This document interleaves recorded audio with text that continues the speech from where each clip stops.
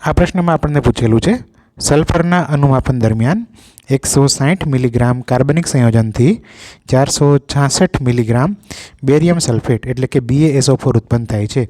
તો આપેલ સંયોજનમાં એટલે કે કાર્બનિક સંયોજન છે એની વાત કરી છે. આપેલ સંયોજનમાં સલ્ફરનું ટકાવાર પ્રમાણ કેટલું થશે? મોલર દળ બેરિયમ, સલ્ફર અને ઓક્સિજનના આપેલા છે અનુક્રમે 137, 32 અને 16 ગ્રામ પ્રતિ મોલ. તો હવે કાર્બનિક સંયોજનમાં સલ્ફરની ટકાવારી શોધવાની છે. તો સૌપ્રથમ આપણે જોશું કે આપણી પાસે સલ્ફર કેટલો છે. તો એના માટે આપણે બેરિયમ સલ્ફેટ છે એનો અણુભાર શોધીએ. તો BaSO4નો અણુભાર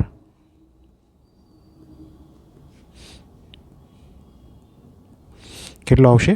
બેરિયમનો પરમાણુ ભાર વત્તા સલ્ફરનો પરમાણુ ભાર વત્તા 4 ગુણ્યા ઓક્સિજનનો પરમાણુ ભાર. બેરિયમનો પરમાણુ ભાર આપણને આપેલો છે 137, સલ્ફરનો 32 અને ઓક્સિજનનો 16.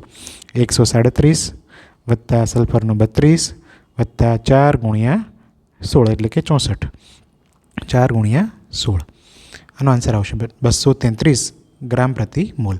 હવે આના પરથી આપણને શું ખબર પડે?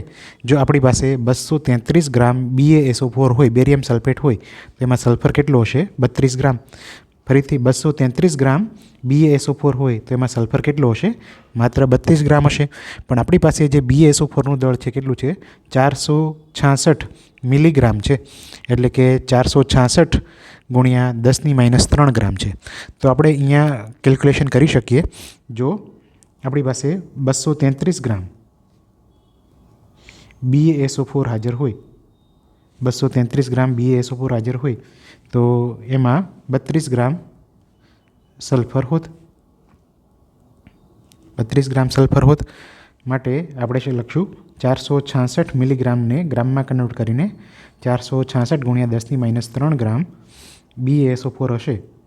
તો એવા કેસમાં 466 ગુણ્યા 10⁻³ ગુણ્યા 32 છેદમાં 233 ત્રિરાશિ મૂકવાની છે. 32 ગુણ્યા 466 ગુણ્યા 10⁻³ ભાગ્યા 233 ગ્રામ સલ્ફર. આનું આપણે સાદું રૂપ આપી શકીએ.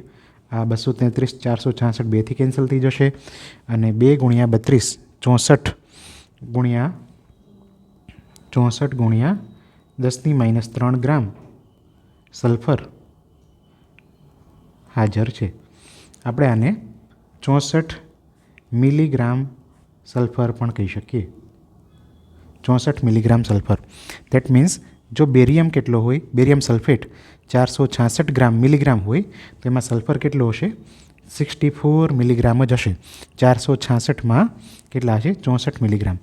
પણ આ બધો જ સલ્ફર છે 64 મિલીગ્રામ એ 160 ગ્રામ કાર્બનિક સંયોજનમાંથી જ આવે છે. બરાબર. તો 160માંથી સલ્ફર કેટલો છે? 64. તો આપણે પર્સન્ટેજ કેલ્ક્યુલેશન કરી લઈશું ડાયરેક્ટ. 160 મિલીગ્રામ કાર્બનિક સંયોજન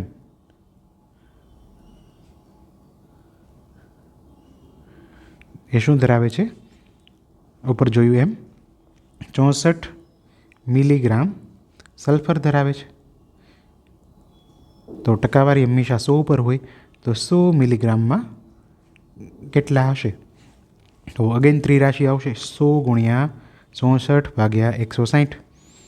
તો આન્સર આવશે 100 ગુણ્યા 64 ભાગ્યા 160.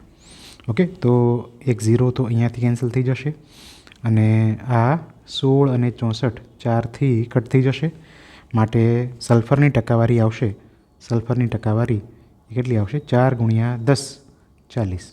બરાબર. તો આ 4 ગુણ્યા આ 10 બાકી બચ્યા છે 40%. સલ્ફરની ટકાવારી હશે 40%, જે આપણો ફાઇનલ આન્સર છે.